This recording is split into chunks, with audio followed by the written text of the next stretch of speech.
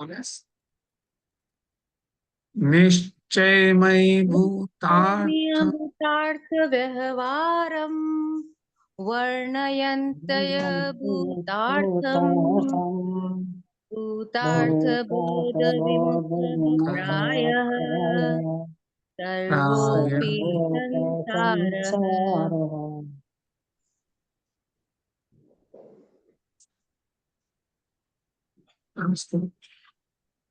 अब क्या है, दोनों नए के विषय का प्रतिपादन किया जा रहा है इसमें कि इस जगत में निश्चय नए को भूतार्थ और व्यवहार नए को अभूतार्थ वर्णन करते हैं। बहुलता से भूतार्थ का ज्ञान से विमुख समस्त ही संसार वो निश्चय नए है, वो भूतार्थ है। अब इसको क्या कहना चाह रहे हैं कि व्यवहार और निश्चय को जानने वाले इस संसार में निश्चय नए को भूतार्थ कहते हैं। तो व्यवहार निश्चय ज्ञान इस पद की अनुवृत्ति पूर्व सूत्र से लानी चाहिए। भूतार्थ अर्थात विद्यमान अर्थ, भूतार्थ का मतलब होता है विद्यमान अर्थ। इसका अभिप्राय यह है कि पर उपाधि से रहित वस्तु की यथार्थ स्वरूप को जानना निश्चय नहीं कहलाता है अथवा भूतार्थ पदार्थ है। तो ये भूतार्थ का मतलब था विद्यमान अर्थ, जो अभी विद्यमान जो है उसका अर्थ है ये भूतार्थ। किसी पर की उपाधि की जरूरत नहीं है उसको, उसके उसको खुद की उसका अर्थ बता रहे हैं। तो से भूतार्थ पदार्थ है प्रयोजन जिसका, उसे भूतार्थ नय कहते हैं। जिसका प्रयोजन भूतार्थ पदार्थ है उसे भूतार्थ नय कहते हैं। और व्यवहार नय जो होता है अभूतार्थ, अभूतार्थ अर्थात अविद्यमान पदार्थ। तो वो विद्यमान अविद्यमान पदार्थ को अपन व्यवहार नय में बोलते हैं। पर उपाधि की अपेक्षा से जिसमें वस्तु का यथार्थ स्वरूप विद्यमान हो उसे अभूतार्थ कहते हैं। पर की उपाधि चाहिए। पदार्थ की अशुद्ध अवस्था को विषय करने वाला व्यवहार नय भी कथनचित यथार्थ स्वरूप को प्रकाशित करता है, क्योंकि उस समय वस्तु उसी रूप में अवस्थित है। जैसे मनुष्य पर्याय में रहने वाला आत्मा मनुष्य कहा जाता है, इसी प्रकार वस्तु स्वरूप का कथन समझना चाहिए। तो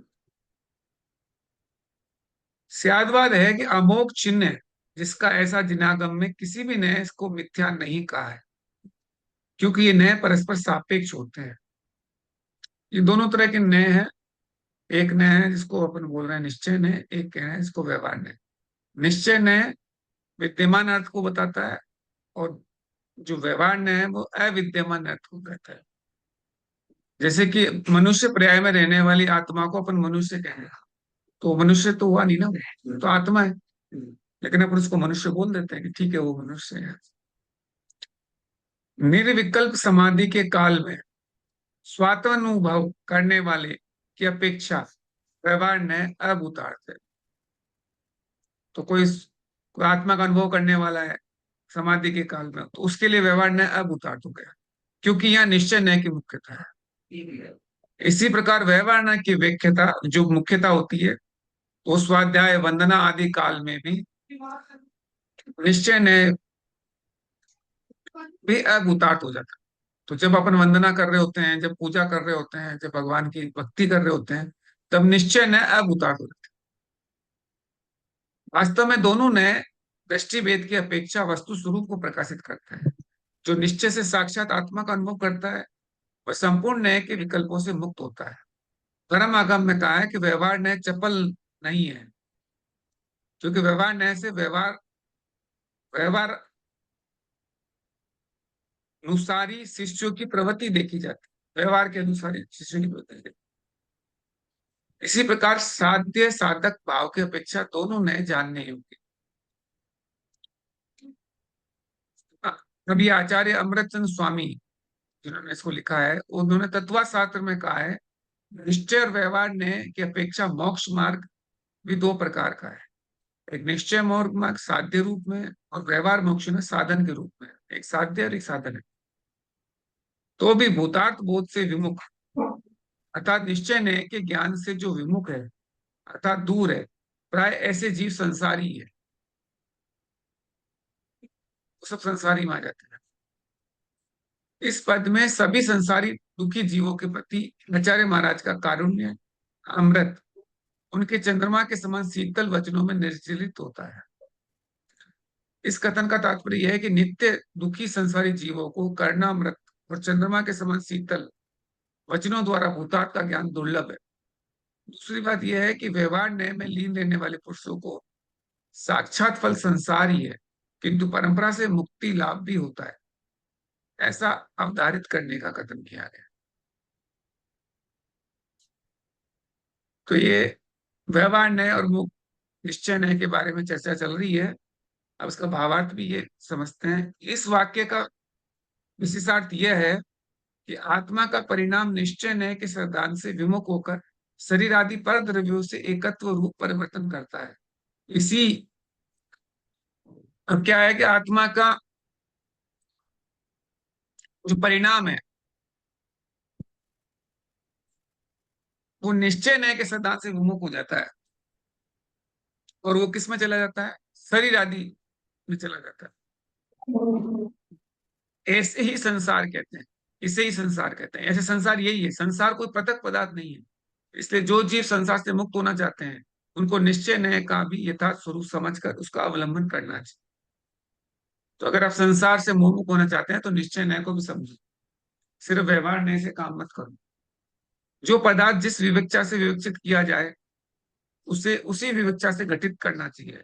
व्यवहार को छोड़कर कभी भी कोई निश्चय तक नहीं जा सकता। इसलिए व्यवहार न्याय भी उपादेय है। जिस प्रकार निश्चय को सिद्ध करने वाला व्यवहार का आलम्बन लेता है, उसी प्रकार व्यवहार पे चलने वालों को भी निश्चय का लक्ष्य रखना भी परम आवश्यक है। इन दोनों चीजों को आप साथ चला के चलो। तो अगर आप निश्चय चाहते हो तो व्यवहार का आलम्बन लेना पड़ेगा। जो व्यवहार चलने वाले करने वाले उनको निश्चय का लक्ष्य रखो। आपके लक्ष्य तो आत्मा का होना चाहिए निश्चय में।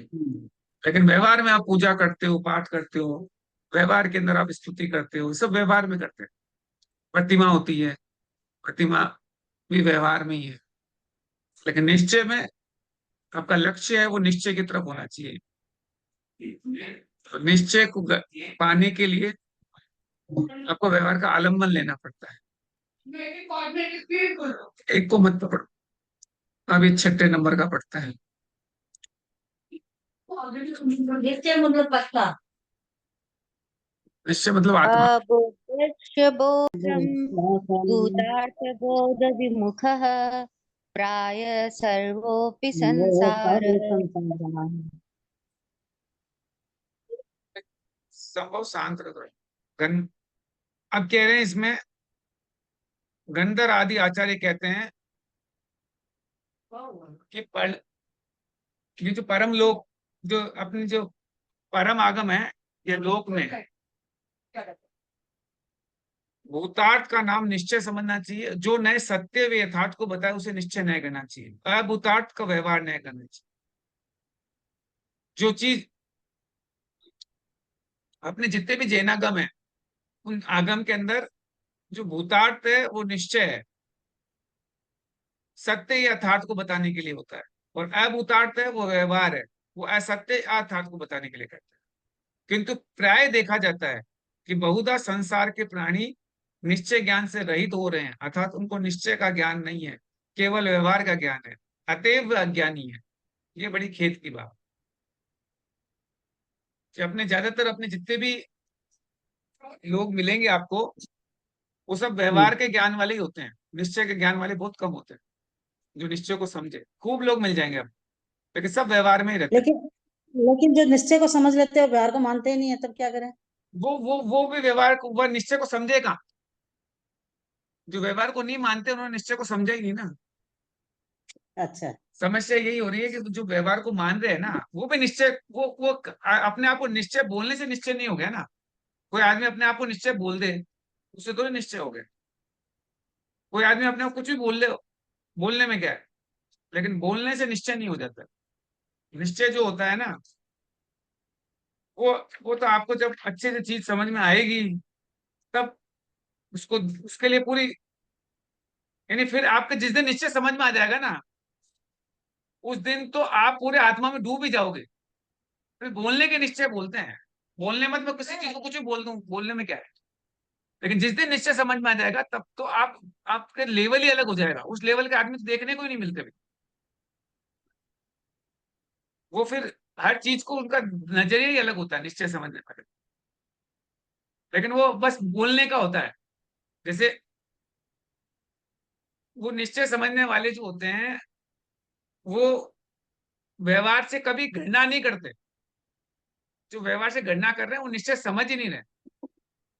वो सिर्फ आप ऊपर ही ऊपर से कर रहे हैं। अब निश्चय क्या है ये तो समझना पड़ेगा। तो इसमें इसी चीज को थोड़ा सा जितना आगम पढ़ेंगे तब निश्चय समझ में आएगा। यथार्थ तत्व के बिना जीवन निष्फल है। चाहे देवेंद्र हो, नगेंद्र हो, नरेंद्र हो, कोई भी हो, संसार से पार नहीं हो सकता, ना उसकी अभिलाषा पूरी हो सकती है।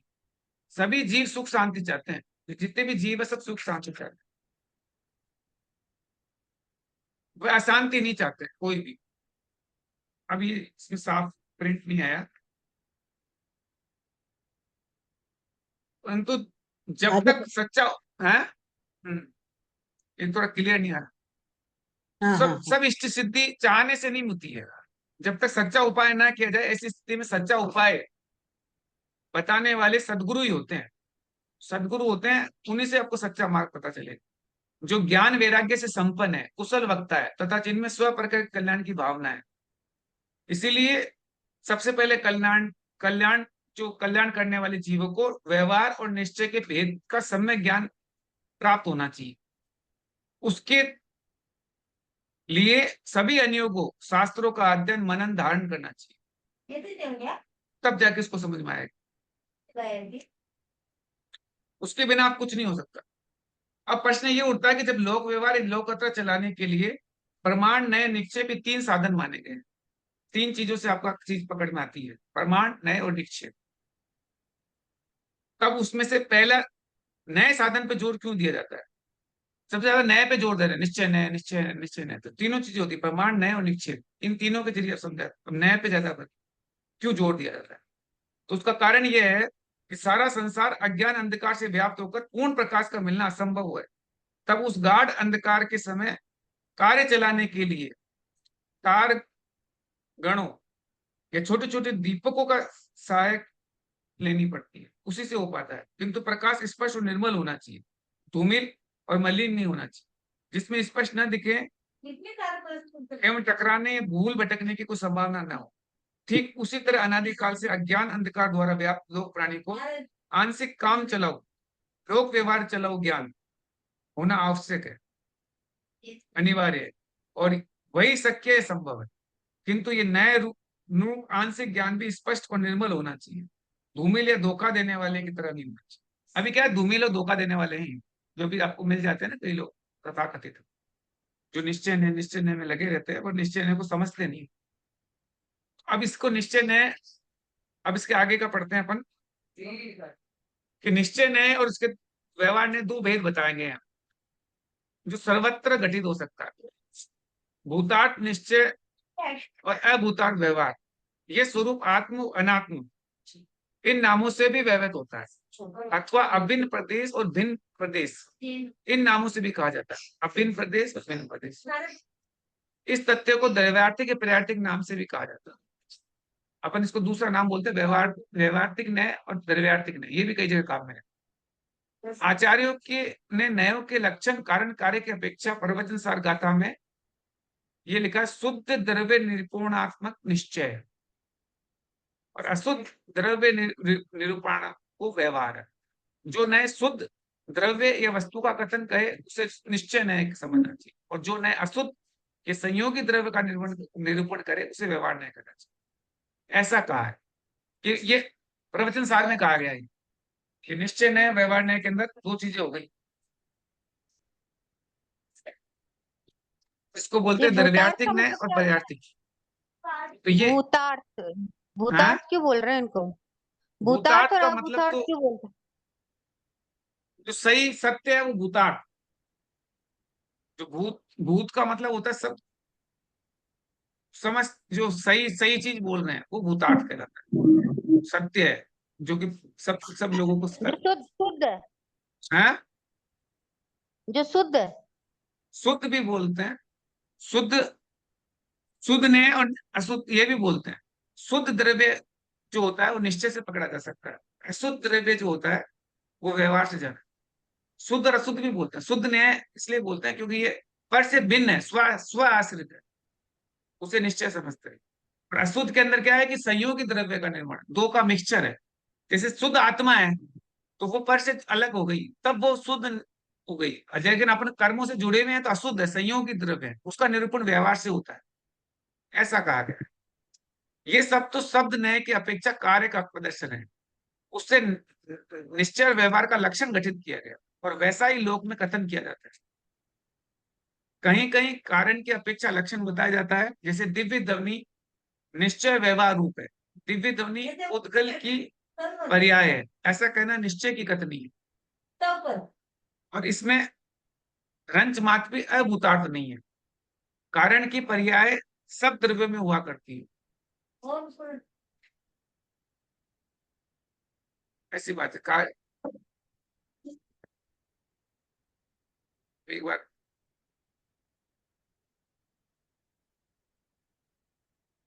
ये चीज समझनी है, कारण की पर्याय सब द्रव्य में हुआ करती है, जो सत्य रूप है, स्वाश्रित है और दिव्य ध्वनि नैमित्तिक है, अतः केवल ज्ञान के निमित्त से प्रकट होती है, पर आश्रित है, अतः ये व्यवहार रूप है। ये कहना व्यवहार कथन, दो कथन हो गए। एक कथन में अपन ऐसे बोल रहे हैं पर द्रव्य के ऊपर आश्रित नहीं रहती है, और एक में है कि वो केवल ज्ञान के निमित्त से प्रकट होती है, तो व्यवहार हो गई। यहाँ पर कारण की अपेक्षा कथन है, और उपादान कारण क्या है, भाषा वगना है, और निमित्त कारण क्या है, केवल ज्ञान। तो जब निमित्त को आप हाईलाइट कर देते हो तो व्यवहार हो जाता है, और जब उपादान को हाईलाइट करते हो कि अपन पौद्गलिक बोल रहे हैं तो फिर निश्चय हाईलाइट हो जाता है। तो दोनों चीजें अपने अपनी जगह हाईलाइट करती है। इस प्रकार दोनों तरह के कथन शब्दों द्वारा होता है, अतः वैसा ही शब्दात्मक लक्षण बनाया गया है। दोनों तरह के कथन होते हैं, जब तक आप इन दोनों चीजों को समझोगे तब आगे बढ़ पाओगे, उसके बिना कुछ नहीं समझ। अतः वैसा ही शब्दात्मक लक्षण बनाया गया है, लेकिन जब नयात्मक ज्ञान विषय ज्ञेय होने की अपेक्षा से विचार या चिंतन का अनुभव किया जाता है, तब पदार्थ के आंशिक शुद्ध ज्ञान होने या करने को निश्चय नहीं कहते, तो पदार्थ के आंशिक अशुद्ध ज्ञान होने को व्यवहार नहीं कहते हैं। ये सिद्धांत हो गए। परंतु इस संबंध में यह विशेषता है कि केवल सर्वज्ञ का ज्ञान नयात्मक अखंड नहीं होता है, वह सर्वांश गुह्यपद होता है। जैसे अपन लोगों का ज्ञान होता है ना, वो हमेशा आंशिक होगा। अपन कभी भी चीजों को एक साथ नहीं पकड़ते, हमेशा आंशिक ही पकड़ते हैं। आंशिक ज्ञान को करने में दो तरीके हो गए, जब शुद्ध आंशिक शुद्ध को पकड़ोगे तो निश्चय हो जाएगा, आंशिक अशुद्ध को पकड़ोगे तो व्यवहार। जहां पे मिक्सचर हो गया तो वहां पे तो हो गया व्यवहार, और जहां जहां पे कोई मिक्सचर नहीं है, सिर्फ उसी के अकेले की बात कर रहे हैं, तो हो गया निश्चय। ऐसे बात। अब उसके बाद निश्चय न्याय के भेद। निश्चय न्याय के दो भेद होते हैं, ये ज्यादातर काम में आता है। निश्चय न्याय के दो होते हैं, शुद्ध निश्चय न्याय, अशुद्ध निश्चय न्याय। शुद्ध और निश्चित अशुद्ध दो भी बनाने। जो न्याय द्रव्य के पर से भिन्न शुद्ध स्वरूप का निश्चय कराए, ये ज्ञान कराए, उसे शुद्ध निश्चय न्याय कहते हैं, ये ज्ञानात्मक है। तथा जो द्रव्य के शुद्ध स्वरूप का कथन या निरूपण करे, उसे उपचार से निश्चय न्याय करे। कारण कि शुद्ध द्रव्य के निरूपक शब्दों को यहाँ पर नय मान लिया जाता है, ये उपचार है। ज्ञान और शब्द अलग अलग है, जैसे कि आत्मा पर से भिन्न ज्ञान दर्शन रूप चेतना का पिंड है, ऐसा सद्बोध कराने वाला न्याय शुद्ध निश्चय न्याय का लक्षण है। ये शुद्ध की बात हो गई कि आत्मा क्या है, पर से भिन्न ज्ञान दर्शन रूप चेतना का पिंड है। अब आता है रागादिक विकारी भाव आत्मा के हैं, ऐसा अशुद्ध बोध कराने वाला न्याय अशुद्ध निश्चय न्याय का। जो रागादिक भाव है वो आत्मा के, ऐसा अगर आप बोलते हैं तो अशुद्ध निश्चय न्याय से बोलते हैं। इसका स्पष्टीकरण है कि रागादिक विकार या दोष आत्मा के सहज स्वभाव नहीं है, क्योंकि वह तो गुणी आत्मा तो क्या है, निर्दोष है, ज्ञान दर्शन सुख वाला अनादि से ही है। किंतु जन सहयोगी परंत जो अनादि से हो रहा है उसे ही शुद्ध या पृथक आत्मा के नहीं अथवा औपाधिक एवं विनश्वर है, सदा स्थायी नहीं है, अतएव अशुद्धता है। शुद्धता में क्या है कि एकदम फिक्स हो जाता है, स्थायी रहता है तरकारी, लेकिन ये स्थायी नहीं है, बदलता रहेगा, बदलता, इसलिए अशुद्धता है। तो आत्मा में रागादिक परिणाम आते हैं जाते हैं, तो ये इसलिए इसको अशुद्ध बोल रहे हैं। रागादिक परिणाम आपके हमेशा फिक्स थोड़ी रहते हैं, त्रिकाल स्थायी तो है ही नहीं। फिर भी वे रागादिक विकार आत्मा के प्रदेशों में है, ये निश्चय यथार्थ की बात है। अतएव उस उक्त मान्यता या कथन में कुछ सत्यता भी है। फलतः ज्ञान दर्शनादिक गुणों को और रागादिक विकार दोषों को एक आत्मा के प्रदेश में उत्पन्न होने से अशुद्ध पुनः या निश्चय बना, दोनों से दो। इस प्रकार अशुद्ध निश्चय न्याय का स्वरूप समझना चाहिए, यह अशुद्ध निश्चय न्याय हो। अब व्यवहार के लक्षण आ जाएंगे। इन दो भाग हो गए निश्चय न्याय के, शुद्ध निश्चय न्याय और अशुद्ध निश्चय। शुद्ध निश्चय न्याय में अपन शुद्ध आत्मा की बात कर रहे होते हैं, और अशुद्ध निश्चय में विकारी आत्मा परिणाम की बात। लेकिन ये दोनों ही जो है आत्मा के अंदर ही है, इसीलिए इस तरीके से व्यवहार बात करेंगे। अब व्यवहार की बात करती है। व्यवहार न्याय के लक्षण भेद, जो नए अशुद्धता का परिचय या बोध कराए उसे व्यवहार न्याय करे, और अन्य और को अन्य में मिलाकर बतलाया जाता है, इसलिए शुद्ध नहीं बताते। यह कहता है, ये इसकी भेद है। जैसे कि आत्मा के द्रव्य कर्मादिक व शरीर आदि के बंध या संयुक्त बतलाना जो अशुद्ध है, गलत है, क्योंकि आत्मा द्रव्य कर्माणि जड़ दोनों से पृथक पृथक है, कोई किसी के नहीं है, सब गुण स्वभाव आदि अलग अलग, तादात्म्य रूप से अभेद है। तो ये दोनों चीजें, आत्मा जीव है और जो कर्म है वो पुद्गल है, दोनों पृथक पृथक है, लेकिन दोनों को एक साथ संयुक्त बना दिया, एक जगह कर दिया, तो फिर बाद में व्यवहार न्याय के अंदर आ जाएगी। क्योंकि अब उसे मिक्सचर की बात कर रहे हैं, अभी अपन लोग सब मिक्सचर ही है, अपन प्योरिटी में तो कुछ है ही नहीं। अब व्यवहार न्याय के तीन भेद हो जाते हैं, एक भेदाश्रित, एक पराश्रित, एक पर्यायश्रित, ऐसे अलग अलग भेद करते हैं। अखंड द्रव्य वस्तु में खंड कल्पना करना भेदाश्रित व्यवहार कहना है, व्यवहार कहलाता है। अर्थात पदेशों का भेद ना होने पर संख्या की स्थापना करना, जैसे कि आत्मा को संख्यात पदेशी मान, यह कहना। किसी तरह से आत्मा के प्रत्येक द्रव्य स्वार्षित या स्वाधीन है अथवा स्वसहाय, किंतु उनको पराश्रित या पर सहाय मानना भी व्यवहार है। अब आदमी को अपन क्या है, पर पे आश्रित मान रहे हैं, तो ये व्यवहार में आएगा। जैसे कि द्रव्यों का सभी कार्य या निमित्त आदि की सहायता से होना इत्यादि, जो भी कोई भी कब किसी निमित्त से होता है, तो ये व्यवहार है पूर्तार्थ है।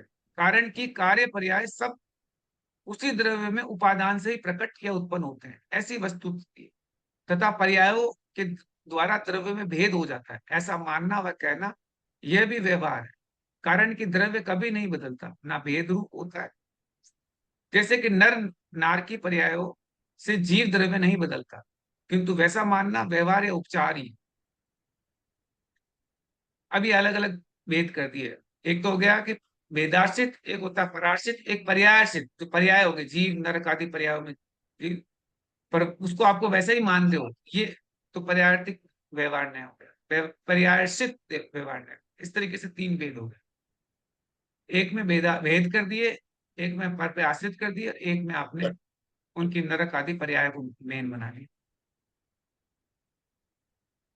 अब द्रव्यार्थिक पर्यार्थिक न्याय के स्वरूप या भेद, जिस न्याय का उद्देश्य मुख्य प्रयोजन द्रव्य की शुद्धता को बताना है, ज्ञान कराना है, अर्थात जो न्याय सिर्फ द्रव्य के शुद्ध स्वरूप को बतलाए, उनको द्रव्यार्थिक न्याय करते हैं।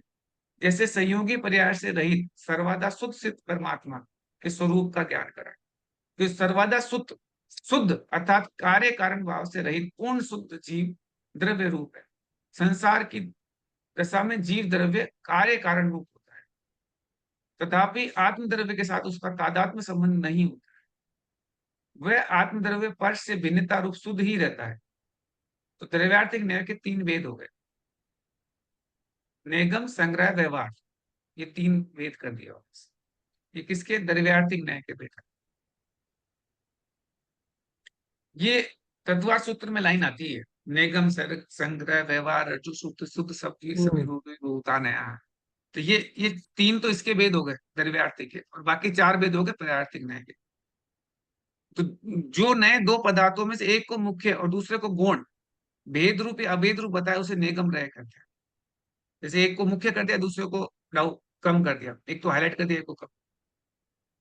अथवा कार्य के संकल्प मात्र को बताने वाले को नय जो है निगम न्याय कहलाता है। जैसे अब एग्जाम्पल देके बताएं, जैसे कि रसोई बनाने वाला संकल्प मात्र करते ही किसी ने पूछने कि क्या कर रहे हो, तो जवाब देना रसोई बना रहे हैं इत्यादि। जैसे आपने अभी किचन का काम चालू नहीं किया, लेकिन आपने संकल्प कर दिया कि मुझे किचन का काम करना है, मुझे ये बनाना है, तो आप पूछो क्या कर रहे हो, तो आप क्या बोलोगे? नहीं, अभी ये रसोई का काम कर रहे हैं, रसोई बना रहे हैं, ये तो बोलोगे, क्योंकि अब आपने संकल्प कर लिया था मुझे रसोई बनानी है। तो वो निगम रहना है। यहाँ कार्य पर्याय में द्रव्य का आरोप, जो नए जाति भेद विरोध ना करके समुदाय से द्रव्य को ग्रहण करे, उसे संग्रह न्याय कहते हैं।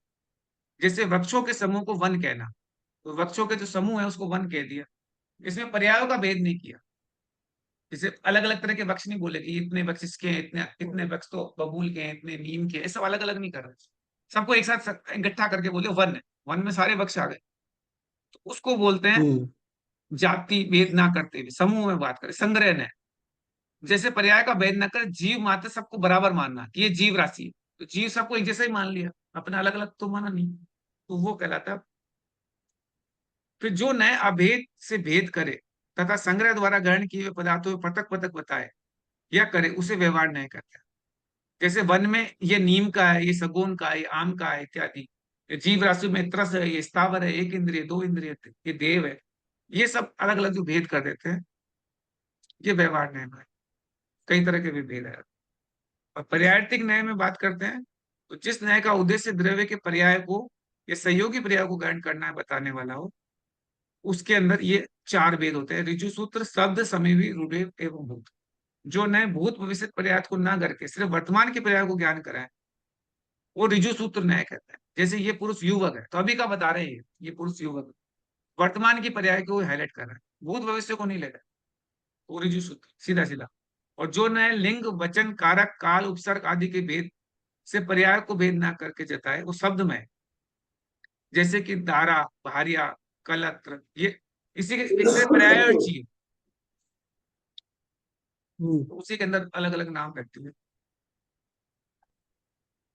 तो जो नए लिंग, वचन, कारक, उपसर्ग का भेद ना करके पर्याय से भेद करे शब्द के द्वारा, वो शब्द नए कहलाता।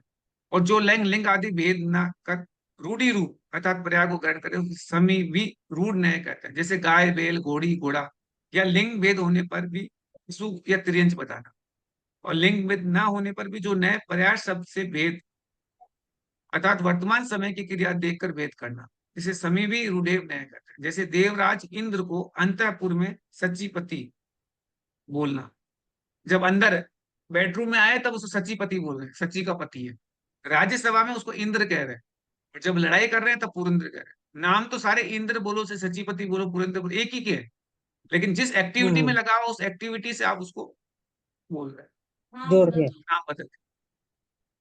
जो नए शब्द का जैसा अर्थ हो वैसा ही प्रतिफलन कर, वैसा प्रतिफलन के समय क्रिया करते हुए वैसा मानना, उसे एवं भूत कहते हैं। जैसे पूजा करते हुए पुजारी कहना, अन्य समय उसको पुजारी नहीं। इस तरीके से ये भेद हो गए व्यवहार्थिक और पर्यार्थिक न्याय के। अब आता व्यवहार न्याय या उपन्याय के और ज्यादा उसके भेद, व्यवहार न्याय के भेद, जो अशुद्ध बुद्ध, ये बहुत कठिन नाम है। तो ये चार, अनुपचित व्यवहार न्याय, उपचरित व्यवहार न्याय, अशुद्ध बुद्ध, ये चार भेद कर दिए। ये अर्थात मूल में व्यवहार के एक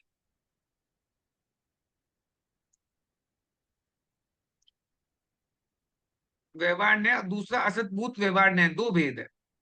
प्राय अबूत व्यवहार के उपचरित व अनुचरित दो भेद हो जाते हैं, कुल मिलकर चार भेद समझना चाहिए। अथवा सामान्य संग्रह भेदक व्यवहार या विशेष संग्रह व्यवहार कारण कि संग्रह न्याय द्वारा ग्रहण किए हुए पदार्थों में भेद करना, यही एक मुख्य प्रयोजन व्यवहार न्याय है। जैसे कि द्रव्य, जीव व अजीव दो भेद रूप है, और जीव संसारी या मुक्त दो तरह के हो।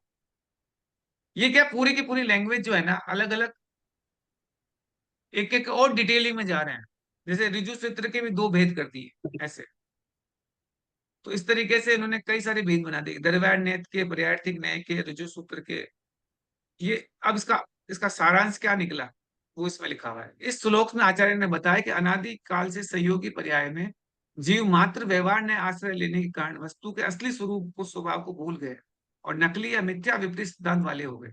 फलतः उनका आत्म कल्याण होना या मोक्ष मार्ग को प्राप्त करना दुष्शक्य है। तेव निश्चय ने यह भूतार्थ द्वारा सबका खास कर मोक्ष मार्गोपयोगी जीवादि सात तत्वों का असली स्वरूप के स्वभाव जानकर भूल या अज्ञान मिटाना अनिवार्य है, क्योंकि उसके बिना जीवों का कल्याण नहीं हो सकता। सारांश ये है कि जो जीव सदैव चाहते हैं कि सुख शांति प्राप्त हो और दुख और अशांति दूर हो, उन्हें अभिष्ट सिद्धि कदापि नहीं हो सकती जब तक अनादि की भूल ना मिटे। और वह अनादि की भूल संक्षेप में अपने या वस्तु के स्वभाव को नहीं समझकर उसे विचलित हो जाना और पर वस्तु को अपना मानना, अथवा पर के साथ अभेद या एकत्व करने लगता है, जो भ्रम है। कभी पर के साथ एकत्व होता नहीं है। कभी भी अपन क्या, हमेशा पर वस्तु को अपना मान लेते हैं और इस चक्कर में सारी गड़बड़ होती है। कभी एक एक पर के साथ एकत्व कभी होता नहीं, अर्थात तादात्म्य नहीं होता है, कारण कि वस्तु एकत्व विभक्त स्वभाव नियत है। इस प्रकार तथ्य को जानकर रत्नतय धर्म को धारण या पालन करना चाहिए। यही सार है या मनुष्य जीवन का मुख्य कर्तव्य है। व्यवहार ने व निश्चय ने के अवलंबन आलंबन का अर्थ। तो इस तरीके से इन्होंने इसका पूरा सिस्टम बताया कि क्या है व्यवहार ने, निश्चय ने। अब उसके बाद अपन आगे ये 6 नंबर की गाथा पढ़ते हैं, क्योंकि ये क्या है कि इन शब्दों को थोड़ा थोड़ा थोड़ा करके व्यवहार निश्चय जिस दिन समझ में अच्छे से आ जाएगा ना, इसमें कि कई बार असत भूत लेते हैं, कभी शुद्ध भूत लेते हैं, कभी अशुद्ध लेते हैं, तो वो समझ में आ जाना चाहिए। शुद्ध निश्चय नहीं क्या होता है, इसके अंदर अपन बात कर रहे होते हैं कि पर से कोई चीज कनेक्शन नहीं है, सिर्फ शुद्ध आत्मा की बात कर रहे हैं। और जहाँ रागादिक भाव आ जाते हैं, जहाँ पे अपनी बाकी जो दूसरी चीज जोड़ लेते हैं, वो अशुद्ध निश्चय है। तो तो वो अशुद्ध शुद्ध निश्चय निश्चय है। न्याय और व्यवहार न्याय एक जैसा नहीं हो गया क्या? हाँ, अशुद्ध निश्चय न्याय व्यवहार न्याय मिलता जुलता है। व्यवहार न्याय का एक तरीके से हिस्सा निकलता है, लेकिन व्यवहार न्याय में वही जब भेद आ जाता है तो व्यवहार हो जाता है। लेकिन कई जगह व्यवहार न्याय ना बोल के अशुद्ध निश्चय न्याय बोलते हैं, क्योंकि अपन आत्मा की बात कर रहे हैं सिर्फ, लेकिन आत्मा के विकारों की बात कर रहे हैं, इसलिए वो अशुद्ध निश्चय न्याय कर। और जब व्यवहार न्याय की बात करेंगे तब अपन कर्म की बात करेंगे, अपन उसके बारे में शरीर की बात करेंगे, नौ कर्म की बात करेंगे, ये सब बातें सारी व्यवहार न्याय में आ जाएगी। इस तरीके से इसके डिवीजन होते जाते हैं। तो उसमें करेक्ट, तो कुछ हिस्सों में अपन मान सकते हैं कि अशुद्ध निश्चय न्याय व्यवहार न्याय जैसे काम करता है, लेकिन हर बार करता है ऐसा जरूर नहीं है। कई बार व्यवहार न्याय अलग भेद भी बना लेते हैं। जहां पे अपन आत्मा और उसके सिर्फ उसी की बात कर रहे हैं, वो निश्चय में आता है। और जहां आत्मा के अलावा दूसरी चीजें बातें करने लग जाते हैं, तो फिर वो व्यवहार में आ जाता है। ज्यादातर अपन व्यवहार में ही रहते हैं, 99% अपन 100 अपन निश्चय में तो कभी आते ही नहीं, आना पॉसिबल भी नहीं है। क्योंकि जब तक आप इन सब रागादिक क्रम से अलग नहीं होंगे, जब तक अपन मोहनीय कर्म जिंदा है, तब तक अपन शुद्ध दिशा में पहुंच ही नहीं पाते। लेकिन अपन शुद्ध हो सकते हैं, ये बात निश्चय नहीं से पता चलता है, मतलब पॉसिबल है। तो ये एक तरीके से पॉसिबिलिटी है कि एक दिन अपन इस चीज को छोड़ेंगे और निश्चय में आ जाएंगे। लेकिन जब तक निश्चय तक नहीं पहुंच रहे हैं, तब तक अपन व्यवहार का सहारा ले रहे हैं। तो जब तक व्यवहार का सहारा ले रहे हैं, लेकिन ऐसे व्यवहार को सब कुछ मानना, ये मूर्खता है। अपन ट्यूब का सहारा तब तक लेते हैं जब तक तैरना नहीं आता। जिस दिन तैरना आ जाएगा, ट्यूब का सहारा छोड़ना पड़ेगा। वो चीज बता रहे हैं। शुरू शुरू में आपको सहारा लेना पड़ेगा व्यवहार का, लेकिन जब व्यवहार से आप धीरे धीरे धीरे, अगर आपका उतना मन एक जगह टिकने लग गया, एक जगह वो अवलंबन आपका पक्का हो गया कि ठीक है, तो फिर इसलिए ये गाथा नंबर उदनार्थ मुनीश्वरा देशयन्त भूतार्थम व्यवहारमेव वैति केवलमवयेति यस्तस्य देशनानास्ति। नास्ति। अभूतार्थ का प्रतिपादन किस लिए किया है, इसका समाधान करते हैं। जो अभूतार्थ है ना, जो कि व्यवहार ने उसको अभूतार्थ कह रहे हैं, तो उसका प्रतिपादन किस लिए किया है। तो गंधर आदि अज्ञानी जीव को समझाने के लिए या ज्ञान उत्पन्न कराने के लिए व्यवहार न्याय का उपदेश देते हैं। जो मात्र व्यवहार न्याय को ही जानता है उसके लिए उपदेश नहीं है। सिर्फ वो उपदेश किसके लिए समझा रहे हैं? जो अज्ञानी लोग हैं उनको ये समझाने के लिए व्यवहार न्याय का उपदेश देते हैं। सिर्फ केवल व्यवहार न्याय को जानने के लिए उपदेश नहीं है। तो कोई जानता है उसके लिए उपदेश नहीं है। गंधर आदि देव अज्ञानी जीव को समझाने के लिए व्यवहार न्याय का उपदेश करते हैं। यहाँ पर अबुद्ध का अर्थ अज्ञानी होता है, किंतु अब अबुद्ध लिखा है अबुद्धस्य, किंतु समाज के चमत्कार से अबुद्ध शब्द के मुनि श्री ने दो अर्थ दिए हैं। जो ज्ञानी नहीं है ऐसे अज्ञानी मिथ्या दृष्टि जीव को ग्रहण करना चाहिए। नीचे जाओ। यहाँ तत्पुरुष समास करने पर अज्ञानी मिथ्या दृष्टि अर्थ निकलता है। अबुद्ध का दूसरा अर्थ निकलता है अबुद्ध। अ का अर्थ होता है इज्जत यानी थोड़ा, बुद्ध का मतलब ज्ञानी, यानी कि जो थोड़ा ज्ञानी होता है, इज्जत यानी कल्प ज्ञानी, अविरत सम्यक दृष्टि ग्रहण करना चाहिए। इसमें नंग समास का प्रयोग करने से सम्यक दृष्टि अर्थ भी ग्रहण किया जा सकता है। जैसे ईसत कसाय अर्थात नौ कसाय। नौ कसाय को तत्वा शुद्ध में अकसाय वेदनीय भी कहा है। जैसे कसाय कसायो वेदनीय, ऐसा प्रसिद्ध है।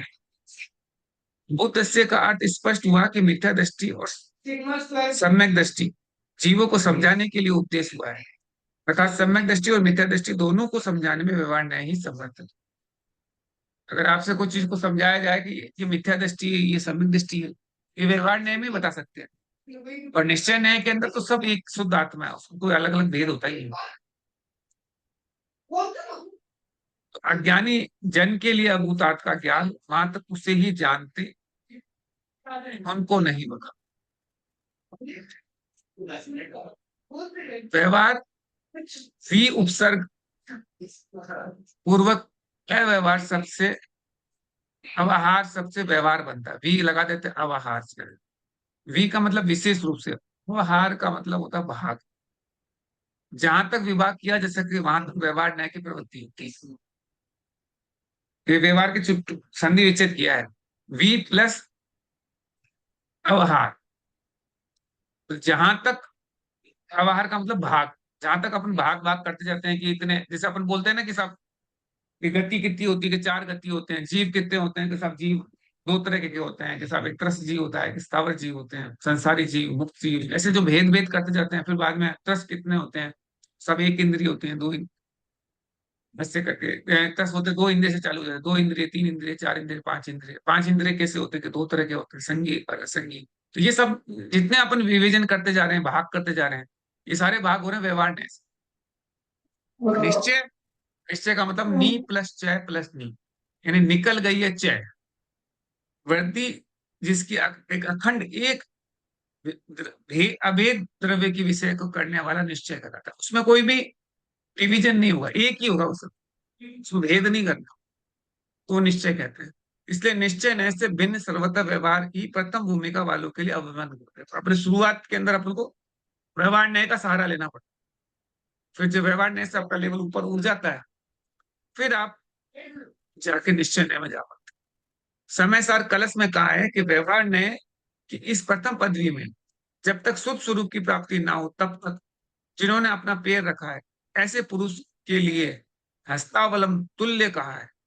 तो भी जो पुरुष चैतन्य चमत्कार मात्र परद्रव्य भावों से रहित परमार्थ शुद्ध न्याय के विषय भूत को अंतरंग में अवलोकन करते हैं, उसका श्रद्धान करते हैं तथा उस स्वरूप के लीनता स्वरूप चारित्र भाव को प्राप्त होते हैं, उनके लिए यह व्यवहार न्याय कुछ भी प्रयोजनवान नहीं। जो आदमी एक बार शुद्ध में चला जाता है, शुद्ध आत्मा का अनुभव करने लगता है, उसके लिए व्यवहार का कोई प्रयोजन नहीं रहता। शुरुआत वाले को लिए व्यवहार चाहिए, जो आत्मा के अंदर लीन हो जाता है। इसीलिए व्यवहार और निश्चय की मैत्री सदा अनुसरण योग्य है। जो पुरुष मात्र व्यवहार न्याय को स्वीकार करता है, जिसको कहते हैं कि मैं को सिर्फ व्यवहार न्याय में रहता, अभी कई आपको 99% जो लोग मिलेंगे ना, वो सारे व्यवहार न्याय वाले मिलेंगे। अभी जो भी आप मंदिर में मिलेंगे, इधर मिलेंगे, सब व्यवहार न्याय में उलझे रहते हैं। तो वो कभी निश्चय न्याय की तरफ आगे बढ़ने को सोचते भी नहीं।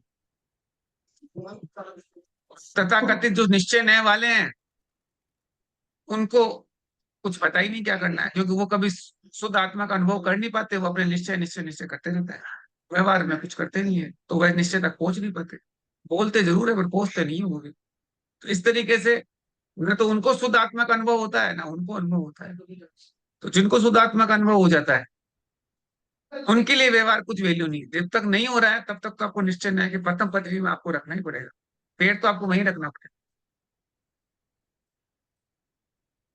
अब उसके आगे कहते हैं कि व्यवहार न्याय का, सिर्फ व्यवहार न्याय का रहता है उसके लिए ये देश ना कार्यकारी नहीं है, ये जो अपन बता रहे हैं कुछ काम के लिए। अब आगे ये वाला सूत्र क्वेश्चन था 8वां नंबर, जो 6 इसमें इसी के बारे में कहा है कि जीव प्रारंभ में निश्चय ज्ञान कराने के लिए व्यवहार न्याय का अवलंबन का उपदेश देते हैं, क्योंकि वह अनिवार्य है। किंतु जो जीव सिर्फ व्यवहार को सब कुछ मानता है, अर्थात जिसकी दृष्टि में ना तो कोई दूसरा निश्चय है या ना उसकी जिज्ञासा है, वो एकांत जीवी है। उसको जिनवाने का उपदेश देना व्यर्थ हो जाता। सिर्फ आप व्यवहार, शुरू में आपको व्यवहार बताया जाएगा कैसे करो ऐसे करो, क्योंकि अनादि काल से ये जो जीव है ये संयोगी पर्याय में रहते हुए अज्ञानी भूल वाला विपरीत बुद्धि वाला बन रहे हैं। उनमें से कितने से ऐसे जीव है जो तत्वों का नाम स्वरूप तक नहीं जानते, ना उन्हें गुण पर्याय का ज्ञान है, ना निश्चय व्यवहार का ज्ञान है, ऐसे भोले। तथा कुछ ऐसे भी हैं जो तत्वों के नाम लक्षण भेद आदि सब जानते हैं, किंतु विपरीत बुद्धि या श्रद्धा से भूले गए। उन सबको ठीक ठीक समझाने के लिए आचार्य उपाय उपाय बता रहे हैं। ये उपाय पारम दिशा या हीन अवस्था में व्यवहार न्याय का आलंबन लेना है, अर्थात उसके द्वारा बोध कराना है तथा उसकी सहायता लेना है, उसे मूरा मानना है। और दूसरा निश्चय नय उपाय के साधन नहीं। तो निश्चय नय से आप आगे नहीं बढ़ सकते, बढ़ना तो व्यवहार से ही पड़ेगा, फिर निश्चय नय में पूछो। कारण कि उतनी बुद्धि विचार शक्ति उनमें नहीं पाई जाती, ये स्वाभाविक है, एवं प्राचीन संस्कार अपने पड़े हैं। तो क्या करें, अपने पास कुछ चरा नहीं है इसलिए अपनी चल रही है गाड़ी। जब जब अपने पास ऐसा आ जाएगा तब अपन आगे बढ़ सकते हैं, नहीं तो ऐसे करते रहेंगे।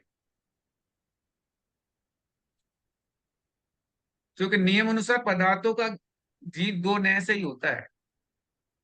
ये इसी के ऊपर सारी चीजें चर्चा चलती रहती है, बहुत लंबी लंबी चर्चाएं हैं। जितना इसको पढ़ेंगे ना उतना अपन को धीरे धीरे धीरे धीरे समझ में आ जाएगा कि अपन भाषा क्या होता है, कि व्यवहार न्याय की उपयोगिता तभी तक है जब तक निश्चय न्याय का ज्ञान राज नहीं होता है। जिस प्रकार मलेच्छ भाषा का उपयोग तब तक किया जाता है तब कि मलेच्छ जीव आर्य भाषा नहीं जानता। जब वो आर्य भाषा जान लेता है तब अनार्य भाषा का प्रयोग बंद कर देता है। मलेच्छ भाषा का मतलब हुआ इंग्लिश और आर्य भाषा का मतलब हुआ हिंदी।